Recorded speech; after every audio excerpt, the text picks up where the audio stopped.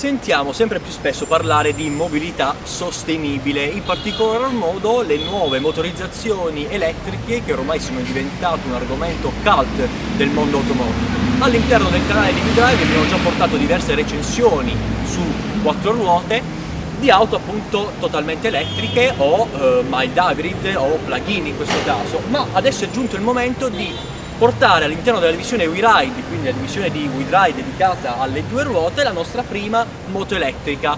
Successivamente al Girls Energica Tour, organizzato con collaborazione tra Energica, tra Vale, la concessionaria Elettricorse, ci hanno dato la possibilità di provare la nostra prima moto elettrica, in questo caso EVA SS9, la prima moto classic di Energica, 80 kW e 200 Nm di coppia. Ma come si comporterà su strada? Quali sono i tempi di ricarica?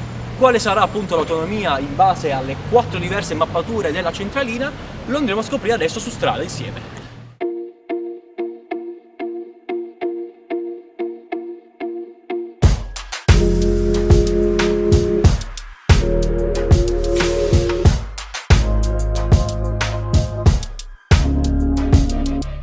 Come si guida?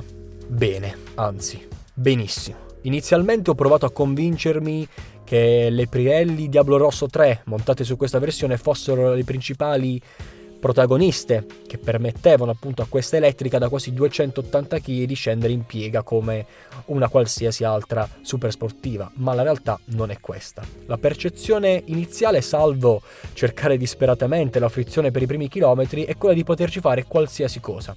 Il baricentro basso e il peso delle batterie posizionate sotto il finto serbatoio le donano un'agilità sorprendente, che solo nelle manovre della ferma si fa presto a dimenticare, ma solo per un attimo, perché con 2 clic sulla levetta anteriore inseriamo la retro e il peso non è più un problema. Qual è l'autonomia di questa EVA SS9?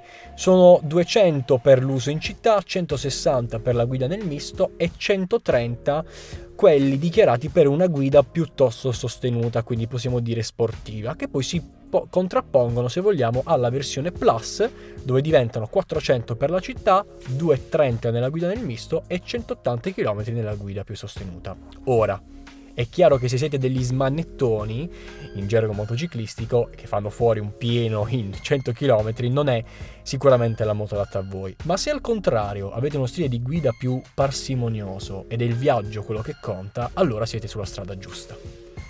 La velocità massima è limitata a 200 km/h, ma non disperate, rimarrà sempre la moto più veloce che abbiate mai provato. Secondo Energica addirittura lo è più dell'82% rispetto alle normali a motore termico, e vista la direzione in cui stiamo andando sarà sicuramente uno dei parametri da tenere sott'occhio.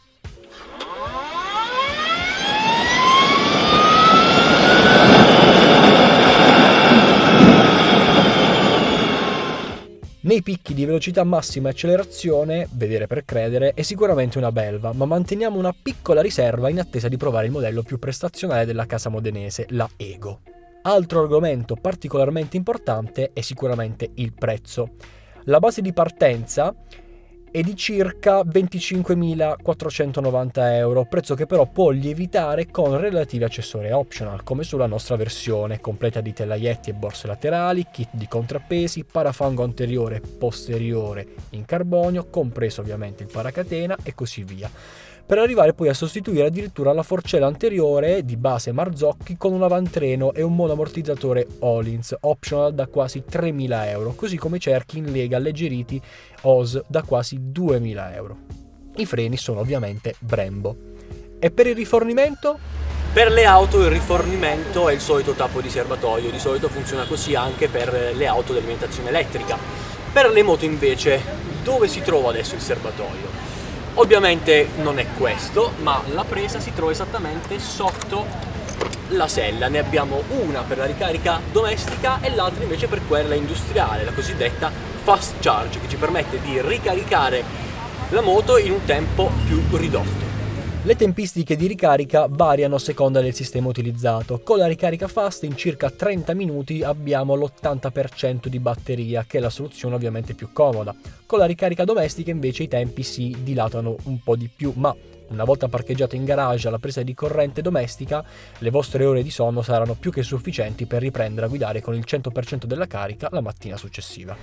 forcella anteriore Öhlins, pinze freno Brembo. In questo caso tutti i dettagli in airguard della Lightech sono tutti quanti usciti e fabbricati di serie. Qui abbiamo già una configurazione Touring, perché come vi abbiamo parlato la moto è arrivata in Puglia grazie al Girls Energica Tour.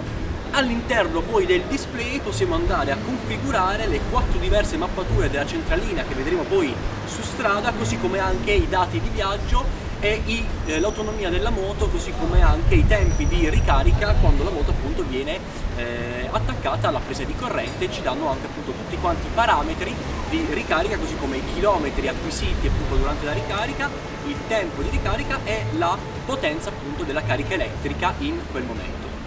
Abbiamo 4 mappature differenti per la centralina in base appunto al nostro stile di guida e sicuramente in base all'autonomia che abbiamo sulla moto. Urban, Eco, Rain e Sport, che fanno da contraltare ovviamente anche alle 4 mappature della frenata rigenerativa, Low, Medium e High e Off, una modalità all'interno della quale non è presente ovviamente il freno motore, che però serve appunto alle moto elettriche per andare appunto a ricaricare la batteria attraverso appunto il freno motore. Altra soluzione potrebbe essere quella di inserire la mappatura della centralina Eco, cercando di risparmiare con una velocità che si attesta intorno ai 100 km/h e cerca di non superarli mai, in modo tale da guadagnare in autonomia.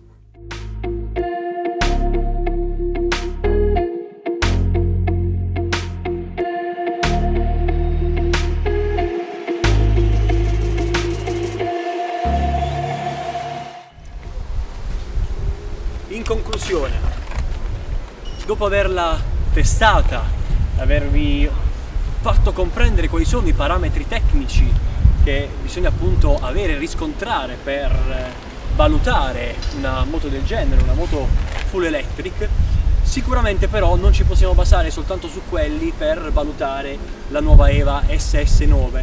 Perché? Perché una moto elettrica rispetto a un motore termico offre un'esperienza di guida sicuramente più unica che rara. Il peso, 280 kg, e il baricentro molto basso offrono un ingresso in curva e uno stile di guida anche nel misto piuttosto agevole. Alla fine parliamo di una moto che comunque rappresenta una naked, quindi una sportiva quasi a tutti quanti gli effetti, nonostante una configurazione touring. Mi ha dato molte soddisfazioni, siamo molto contenti di averla provata. In attesa di provare il modello precedente però ci sentiamo di confermare e valutare molto positivamente la nuova Energica EVA, grazie allo stile di guida perfetto e lineare che ci ha offerto, una potenza gestibile attraverso sicuramente le 4 mappature della centralina che abbiamo visto mentre eravamo appunto in strada, un prezzo piuttosto importante e giustificato sicuramente dalle soluzioni tecnologiche e ingegneristiche adottate per la prima volta su un mezzo del genere. E adesso non ci riserviamo che provare il nuovo modello di Energica e vi faremo sapere anche come andrà.